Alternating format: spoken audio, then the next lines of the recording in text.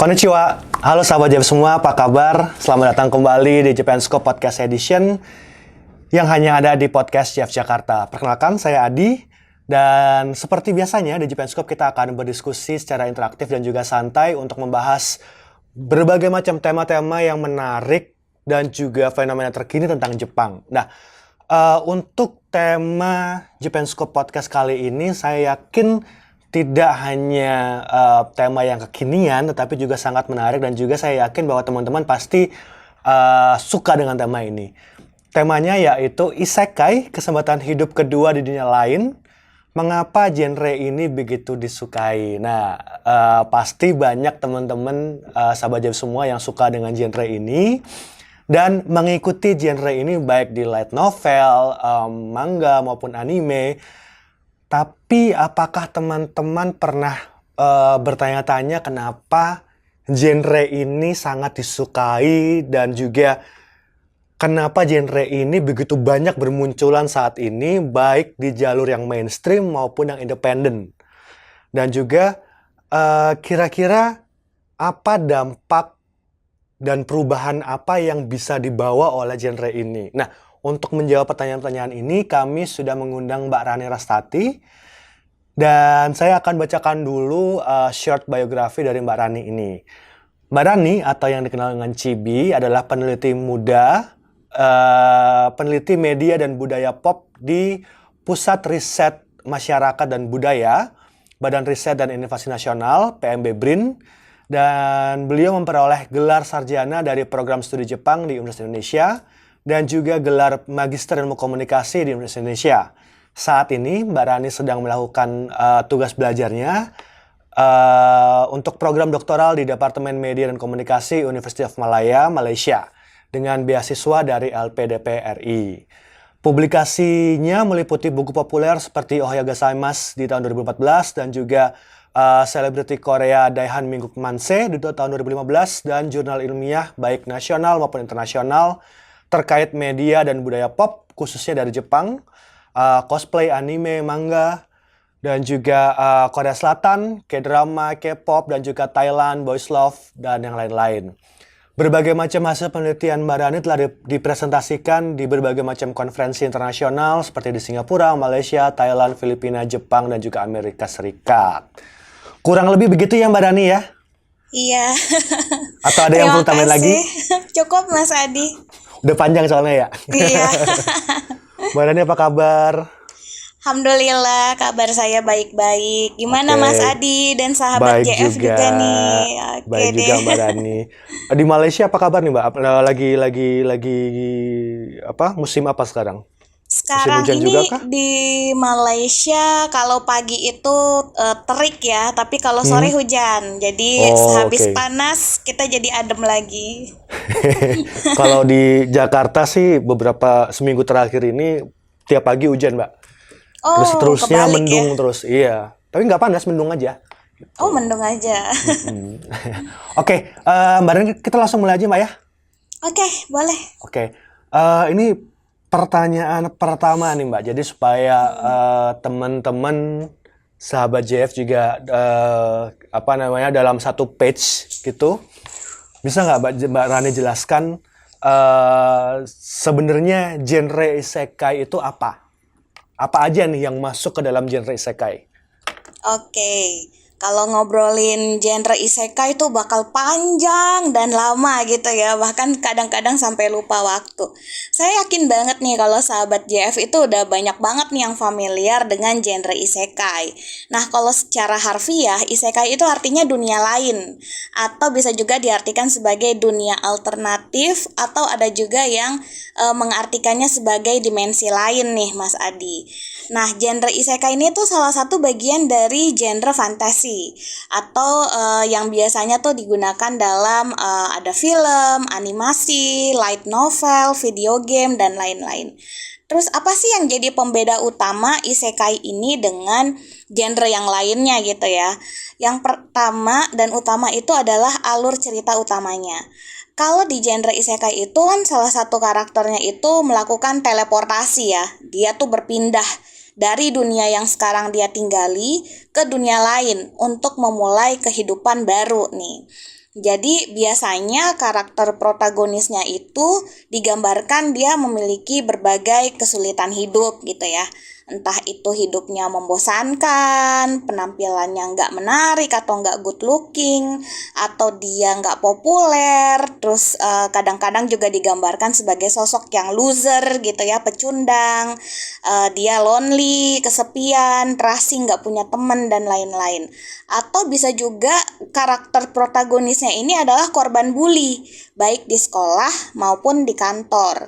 Nah, terus suatu hari si karakter ini mengalami teleportasi atau dia pindah gitu ya dari dunia sekarang ke dunia lain, dan biasanya itu tanpa disengaja nih. Nah, untuk proses pindah dunianya itu bisa terjadi misalnya melalui portal khusus. Sebagai contoh, dia lewat terowongan atau masuk ke pintu gitu ya, atau lewat sumur, lemari, video game dan lain-lain. Atau bisa juga dia itu mengalami kematian, kemudian ketika dia terbangun kembali atau reinkarnasi, dia bangun dalam keadaan hidup tapi di dunia lain. Nah, yang menarik nih Mas Adi, ketika dia terbangun nih di dunia baru, karakter dia ini tuh berubah 180 derajat. Dia berubah menjadi sosok yang powerful, dia jadi hero-nya, dia jadi jagoannya, dan dia itu mengalami petualangan yang seru banget. Hidupnya tuh tiba-tiba spektakuler, terus dia dikelilingi oleh teman-teman yang sayang sama dia. Jadi yang awalnya kalau di dunia awalnya itu dia lemah, terus dia tiba-tiba jadi kuat gitu ya. Jadi sosok yang bisa diandalkan, ibaratnya dari cupu jadi suhu gitu. Nah, salah satu anime yang terkenal nih untuk menggambarkan dunia alternatif itu salah satunya Inuyasha. Nah, ini sahabat JF pasti familiar banget lah. Inuyasha itu kan salah satu anime yang paling populer ya, khususnya bagi generasi 90-an nih. Nah, kalau dalam anime atau manga Inuyasha ini kan karakternya itu itu kan Kagome itu dia melakukan teleportasi. Dia awalnya tinggalnya di era modern Tokyo, tiba-tiba dia masuk ke dalam sumur, terus dia pindah ke zaman feodal Jepang atau era Sengoku tahun 1400-an gitu. Nah, di gambar nih kita bisa lihat nih kalau warga desa tuh kayak kebingungan kan waktu ngelihat Kagome. Dia pakai pakaian seragam sekolah Tokyo gitu ya, tapi dia berada di masa lalu. Nah, long story short, setelah petualangan serunya dengan Inuyasha ya, akhirnya Kagome kan memutuskan untuk tinggal di dunia isekai ini bersama Inuyasha. Nah, ternyata genre isekai ini bukan genre baru nih Mas Adi dalam budaya Jepang. Karena ternyata dalam banyak karya sastra kuno Jepang misalnya ya, banyak loh kisah-kisah seperti ini yang ada dalam Otogi Banashi atau dongeng klasik Jepang.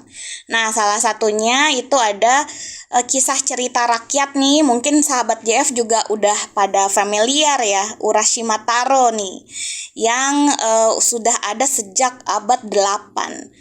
Nah, Urashima Taro ini mungkin ada sahabat Jeff yang lupa-lupa inget gitu ya, ini cerita tentang apa ya. Jadi Urashima Taro ini tuh sebuah kisah, ada seorang nelayan, dia menyelamatkan penyu kecil, lalu tiba-tiba dia itu diajak berkunjung ke istana kaisar laut sebagai ucapan terima kasih gitu ya, karena sudah menyelamatkan penyu itu. Nah, dia tuh terkesima banget dengan kehidupan di bawah laut, sampai akhirnya dia menikah dengan putri kaisar laut. Terus dia hidup selama 3 tahun di sana. Lalu biasalah ketika udah hidup lama di dunia lain itu, Urashima Taro ini rindu sama ibunya, sama teman-temannya. Lalu akhirnya dia minta kembali ke daratan. Lalu ketika dia kembali ke daratan, ternyata semua udah berubah gitu. Keluarganya udah nggak ada, teman-temannya udah nggak ada, dan ternyata waktu sudah berlalu selama 300 tahun gitu. Nah, saking terkenalnya kisah Urashima Taro ini, Karya ini tuh muncul dalam berbagai versi ya, di berbagai periode pembabakan historinya Jepang. Mulai dari Muromachi tahun 1300-an, zaman Edo atau Tokugawa tahun 1600-an, sampai era Meiji 1800-an. Urashima Taro ini banyak dikonsumsi sebagai cerita anak-anak gitu, dengan berbagai versi gitu ya. Jadi secara garis besar nih Mas Adi, genre isekai itu menampilkan ada dua dunia nih, yaitu dunia nyata bagi si karakter dan dunia lain atau dunia fantasi. Kira-kira seperti itu garis besarnya tentang Oke. genre isekai Mas Adi. Berarti kalau misalnya boleh saya simpulkan, pada dasarnya kita bisa menyebut bahwa itu adalah genre isekai ketika ada dua dunia berbeda yang ditampilkan ya Mbak ya. Di Ya, situ ya, betul. baik itu dunia maksudnya masa lalu atau dunia fantasi atau bahkan itu dalam game seperti itu ya. Jadi ada dunia terpisah yang disajikan dalam satu cerita begitu ya. Ya, betul sekali. Berarti kalau misalnya kayak One Piece, kalaupun itu dunia fantasi, karena dia tidak ada dunia dunia lain di dalam situ, berarti itu tidak termasuk dalam isekai. Begitu kan. Sementara kalau mungkin Digimon itu bisa dibilang isekai berarti ya. Iya, itu Digimon juga Karena bisa dibilang isekai. dia mereka kan ketika apalagi yang pertama itu kan mereka tersedot ke dunia digitalnya itu kan. Berarti itu isekai ya Iya, iya. hitungannya ya. Oke. Nah, terus pertanyaan selanjutnya Mbak. Kira-kira kenapa genre isekai ini begitu disukai oleh banyak orang? Kenapa banyak orang yang ya bisa bilang tergila-gila dengan genre isekai ini? Oke. Jadi ternyata nih Mas Adi, selain Jepang, negara-negara lain juga tuh banyak loh yang memproduksi genre seperti isekai gitu ya. Betul. Atau kalau di sana mereka nyebutnya portal fantasy. Sebagai contoh nih, ini populer banget soalnya, Alice in Wonderland. Ya kan? Dia kan masuk ke dalam lubang gitu ya ketika dia ngejar kelinci. Lalu ada Jumanji nih, dia tersedot ke dalam video game dan akhirnya masuk ke dalam berusaha untuk keluar dari video game itu. Terus Chronicle of Narnia. Ya, betul. Wizard of Oz. Dan salah satu yang paling terkenal, Harry Potter. Dia masuk lewat tembok kan ya, tembok kereta itu kan di platform itu. Jadi memang secara global genre ini tuh sangat populer gitu. Tadi kan pertanyaan Mas Adi, kenapa bisa populer gitu ya? Nah, genre ini tuh populer karena ternyata banyak sekali fans yang merasa relate dengan karakter utama yang ditampilkan. Mereka ada harapan untuk bisa pindah ke dunia yang ada di sana gitu ya, yang mereka lihat dalam film atau animasi itu, dan ada keinginan untuk menjadi bintang utama. Mereka pengen jadi hero-nya gitu ya. Jadi dengan menonton anime isekai gitu, seseorang itu seolah-olah punya harapan bahwa di dunia lain kisah hidupnya akan sehebat itu. Nah, kalau lagi ngobrolin isekai ini, saya tuh teringat sama filmnya Marvel ya, Mas Adi ya. Yang waktu itu ada salah satu scene yang menyatakan bahwa walaupun sekarang hidupku di sini di multiverse ini itu kayak gini, aku berharap di multiverse lain ada diriku yang memiliki cerita yang lain gitu ya, yang lebih happy gitu ya. Jadi dengan kata lain, isekai ini tuh dianggap sebagai bentuk escapism gitu ya, atau pelarian dari tekanan hidup yang kita alami nih di dunia nyata yang terasa berat dan tidak sesuai sama ekspektasi kita gitu ya.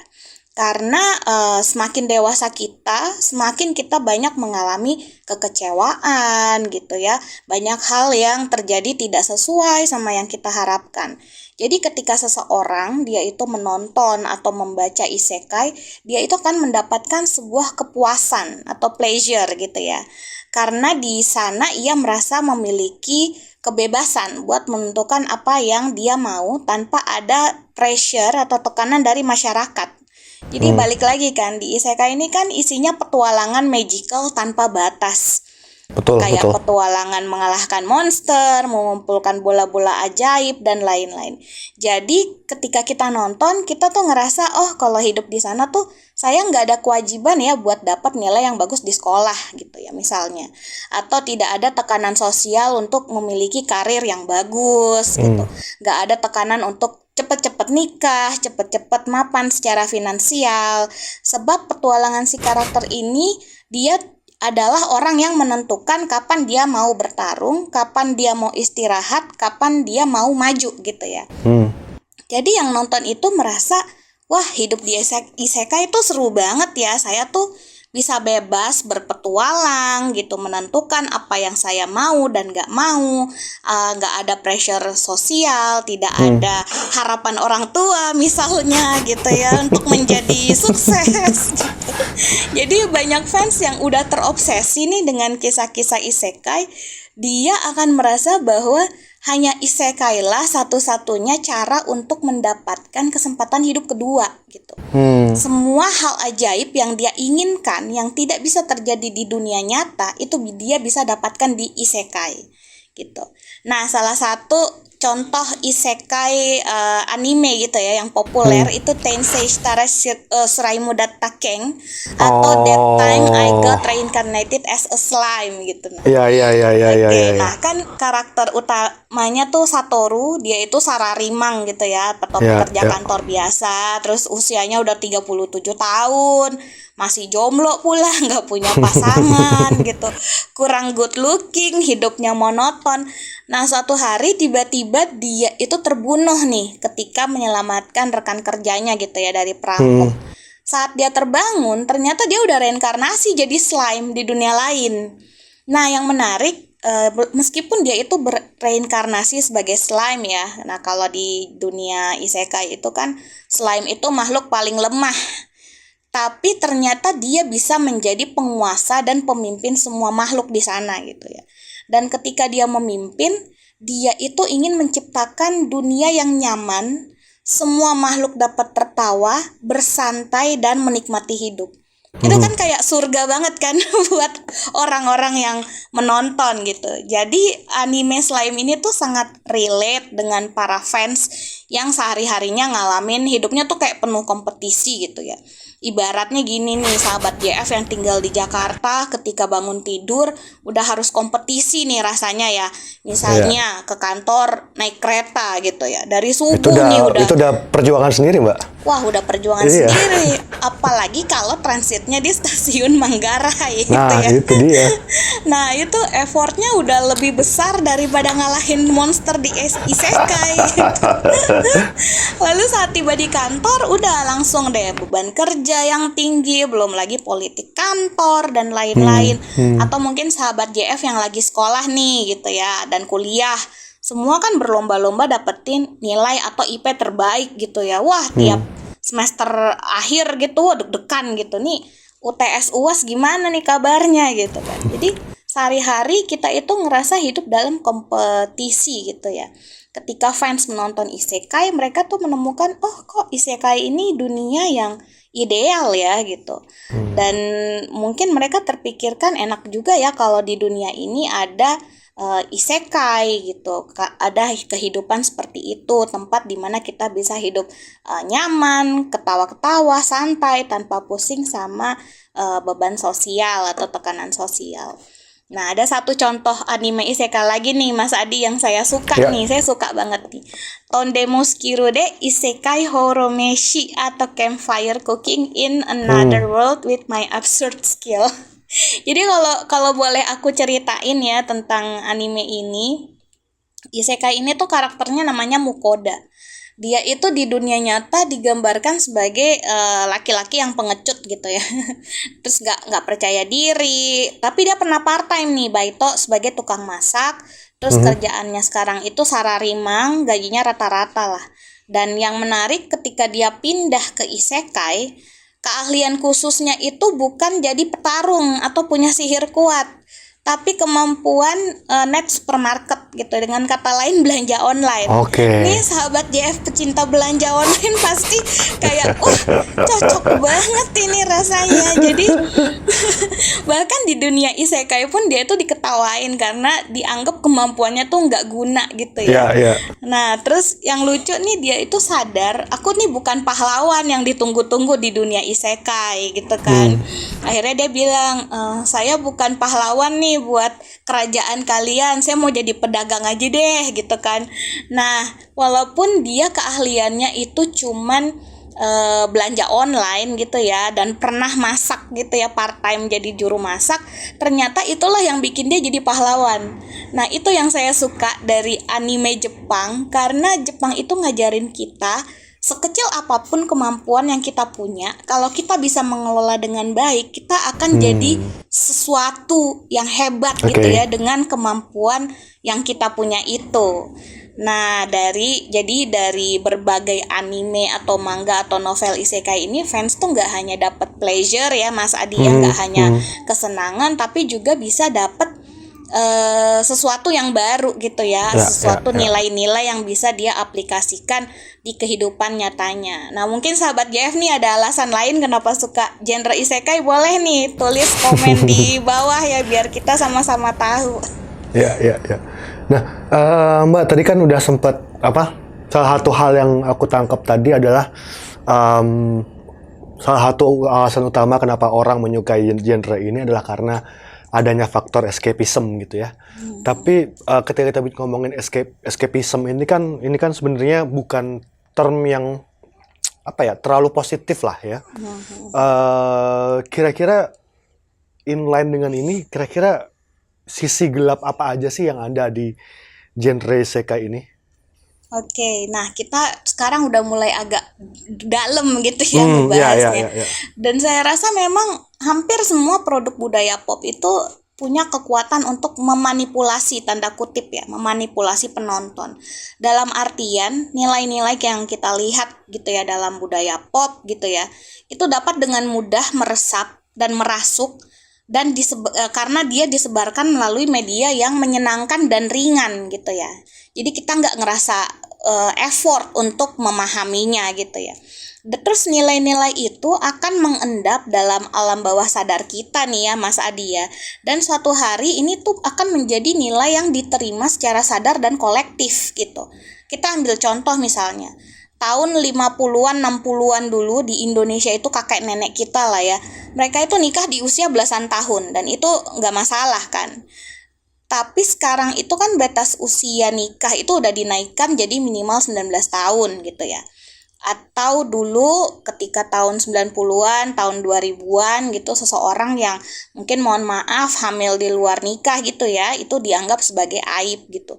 Tapi sekarang malah dirayakan gitu secara besar-besaran dan bahkan dianggap menjadi hal yang biasa. Sebagai contoh kita lihat ada beberapa influencer yang hamil di luar nikah gitu, tapi dia merayakan kayak gender reveal gitu ya, celebration, dan itu dengan dia nggak malu untuk menampilkan itu di media sosial. Bahkan jokesnya itu adalah mereka udah nikah tapi udah DP duluan gitu ya, itu ibaratnya seperti itu. Nah kalau di isekai sendiri, premis-premis yang diangkat itu umumnya adalah apa yang di dunia itu lebih adalah ada dunia yang lebih baik dan lebih bahagia di dunia nyata gitu kan. Berarti secara nggak langsung isekai ini kan mempromosikan bahwa ada loh kehidupan sesudah kematian, yang kehidupannya itu penuh petualangan dan keajaiban. Seseorang tuh bisa hidup bebas tanpa kontrol dari orang lain, misalnya dari orang tua, dari guru, atasan, dari tetangga gitu ya, dari masyarakat. Sehingga orang-orang ini tuh yang nonton bisa rentan ketika dia mengkonsumsi isekai secara berlebihan atau obsesif nih Mas Adi ya. Sehingga hal ini bisa men-trigger mereka untuk melarikan diri dari dunia nyata dan memungkinkan orang untuk mewujudkan fantasinya dan mengalihkan perhatiannya dari dunia nyata walaupun sesaat. Nah, gimana nih cara mereka lari gitu kan dari dunia nyata? Cara termudahnya itu dengan memutuskan hidup tanda kutip dan menjadi karakter di dalam dunia video game. Jadi dia itu bisa pergi ke dunia lain sebagai karakter dalam game ketika dia main game hampir 24 jam sehari gitu ya. Jadi dia cuma mau main game, nggak keluar kamar, nggak mau mandi gitu, makannya juga asal-asalan gitu ya, nggak mau kerja, nggak mau sekolah, dan ini bisa mencetus hikikomori gitu ya, atau orang-orang yang menarik diri dari kehidupan sosial. Terus dia juga maunya punya waifu tuh anime kayak Mikasa, Ackerman dari Attack on Titan gitu ya, atau Rem dan Emilia dari ReZero gitu. Nah, apalagi ada nih Mas Adi riset dari University of San Francisco gitu ya, ternyata ada 10.000 orang nih yang terjebak dalam sebuah virtual reality video karena mereka itu nggak bisa keluar, nggak bisa pause gitu ya sebelum mereka menyelesaikan semua challenge atau tantangannya. Kalau mereka keluar, mereka harus mulai lagi dari awal. Nah, ini yang kemudian menjadi toksik dan bikin orang terjebak di dalam dunia lain, yaitu video game.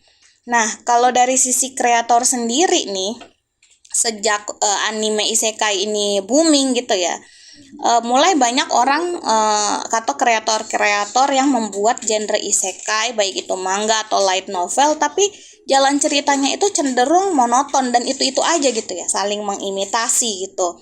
Ya kan, apalagi genre ini paling banyak terinspirasi dari video game, jadi stylenya itu jadi mirip ya, begitu-gitu aja, kurang ada variasi. Begitu Mas Adi. Kemudian ini kan tadi kan sisi gelap seperti itu ya, tapi kemudian ketika itu tereskalasi, berarti kan bisa menjadi sebuah masalah sosial juga begitu kan? Karena adanya obsesi obsesi terhadap genre ini. Kira-kira masalah sosial apa aja sih Mbak yang sekarang sudah kelihatan nih?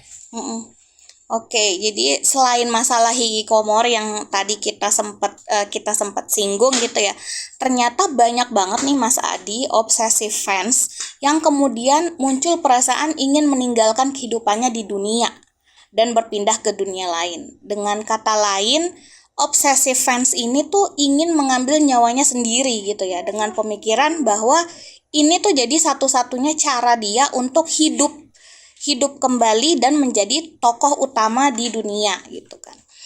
Bahkan udah mulai banyak nih muncul video di media sosial misalnya gitu ya, misalnya TikTok gitu ya, yang menunjukkan gimana sih cara pergi ke isekai. Terus mereka juga nunjukin ini loh ada lokasi portal isekai gitu ya, dan lain-lain gitu.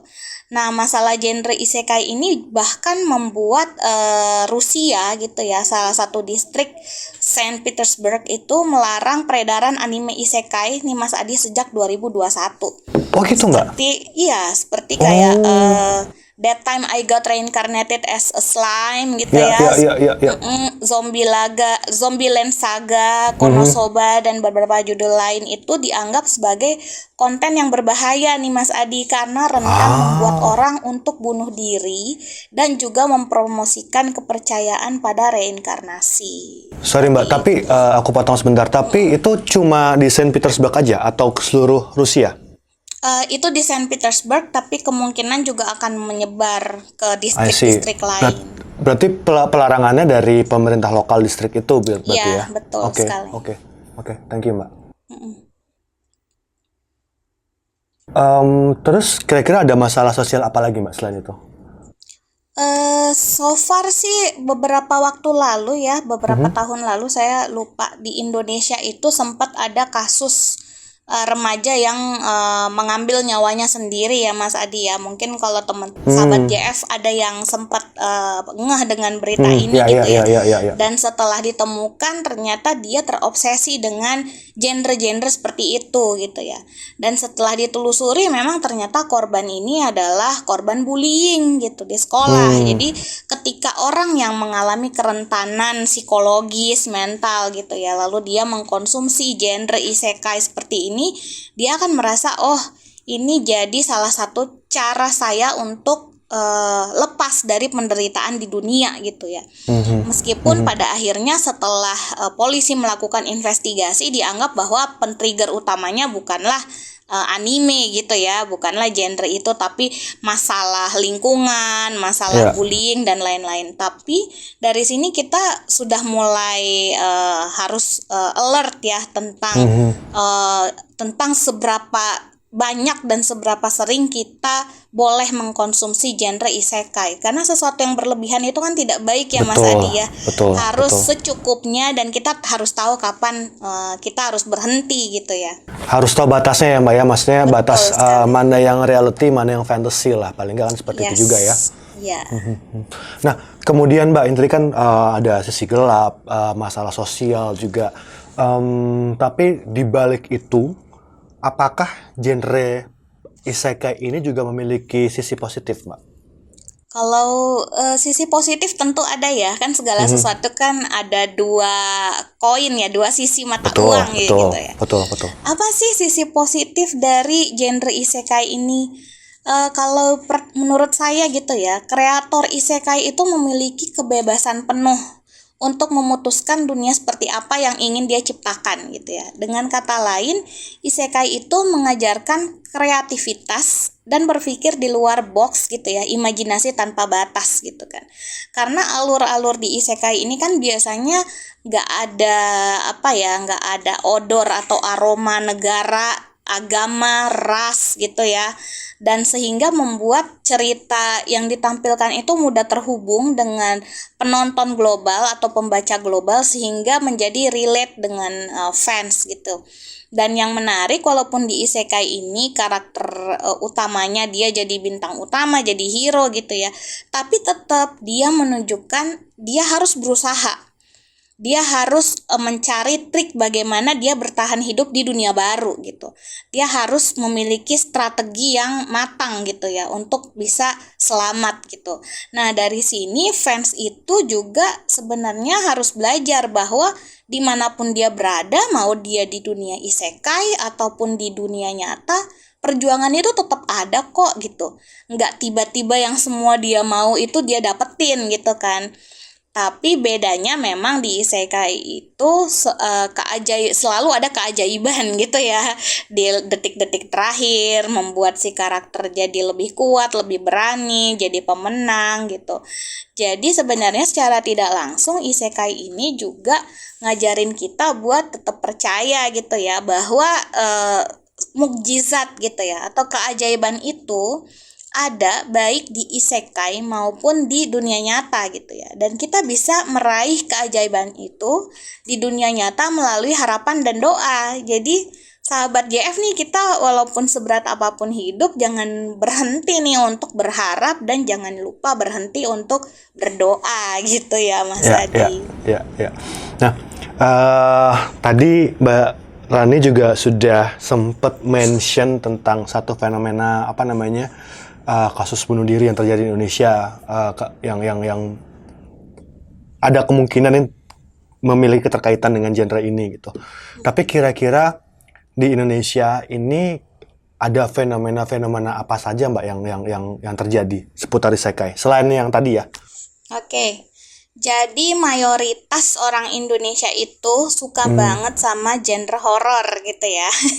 Nah, kalau kita lihat nih, film-film terlaris di Indonesia itu banyak banget yang genrenya horor, kayak KKN di Desa Penari gitu ya. Itu film terlaris di Indonesia dengan penonton lebih dari 10 juta orang gitu.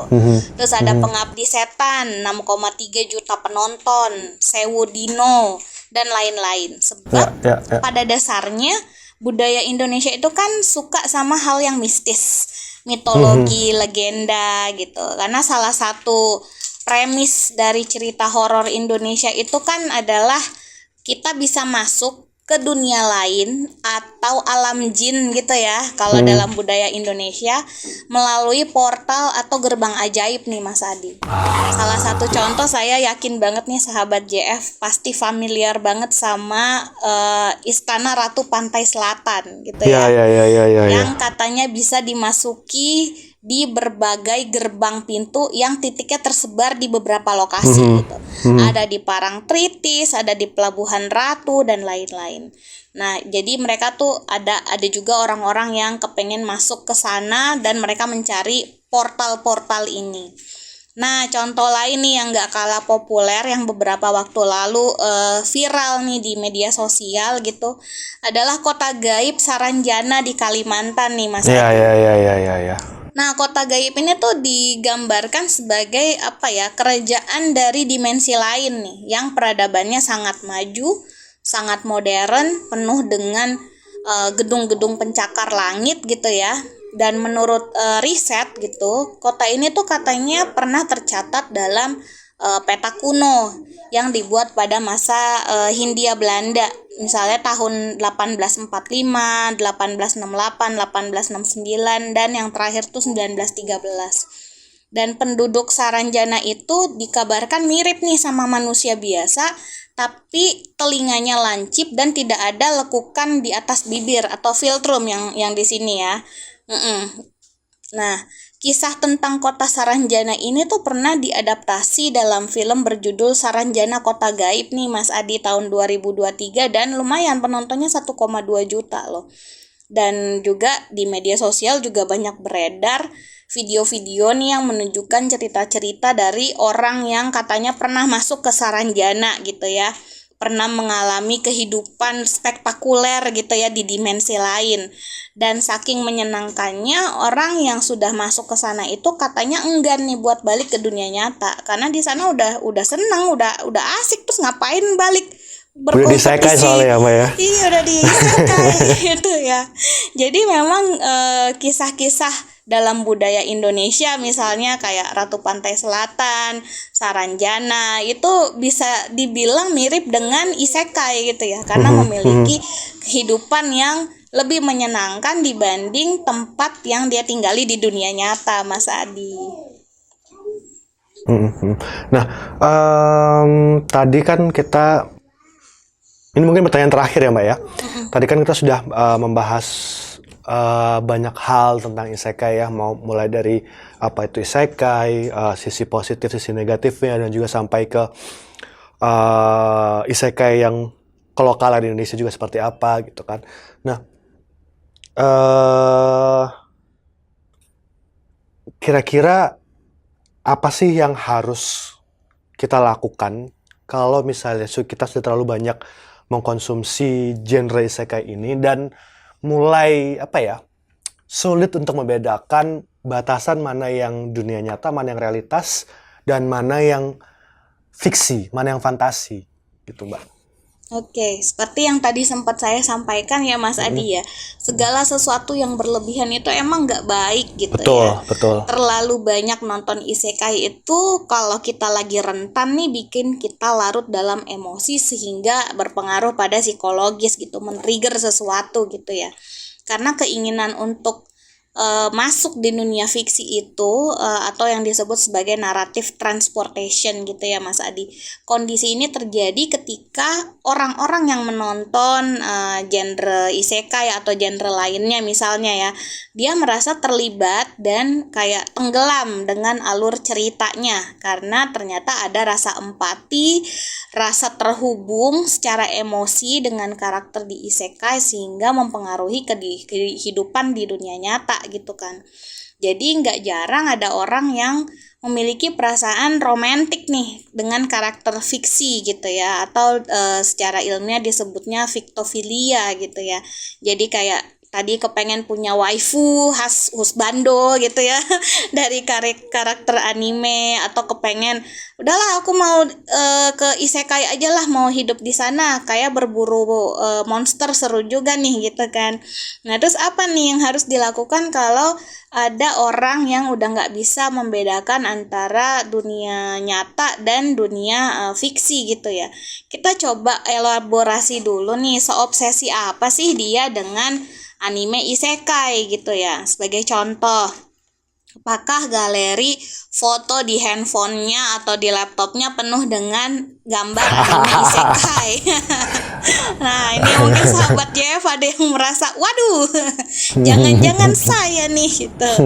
Atau dia ketika ngobrol sama temennya sehari-hari tuh selalu dikaitkan sama isekai gitu ya. Misalnya lagi ngomongin sesuatu tiba-tiba dikaitin aja sama isekai gitu kan. Atau dia selalu memikirkan isekai sebelum tidur. Aduh enak nih kalau bangun saya udah pindah ke sana, udah teleport dan lain-lain. Nah, kalau teman-teman atau sahabat JF ada yang sudah seperti ini gitu ya, berarti sudah harus berhati-hati karena ini udah masuk dalam tahap obsesi gitu ya. Terus apa nih solusinya? Apa yang harus dilakukan gitu? Mungkin yang pertama itu adalah kita bisa coba journaling gitu ya, untuk menulis jurnal harian tentang apa yang dirasakan tentang isekai ini. Misalnya hari Senin gitu ya, hari ini aku memikirkan isekai, aku kepengen pindah ke isekai. Lalu Selasa ditulis lagi. Nanti makin lama kita akan makin lihat apakah dari journaling ini dia semakin memikirkan genre isekai atau enggak gitu ya. Itu bisa karena tercatat kan di diary-nya, di jurnalnya itu. Dan juga sahabat JF bisa mulai mengurangi konsumsi genre isekai dengan cara mengurangi durasi nontonnya yang biasanya satu hari 3 episode atau 4 episode atau langsung satu season tamat gitu ya.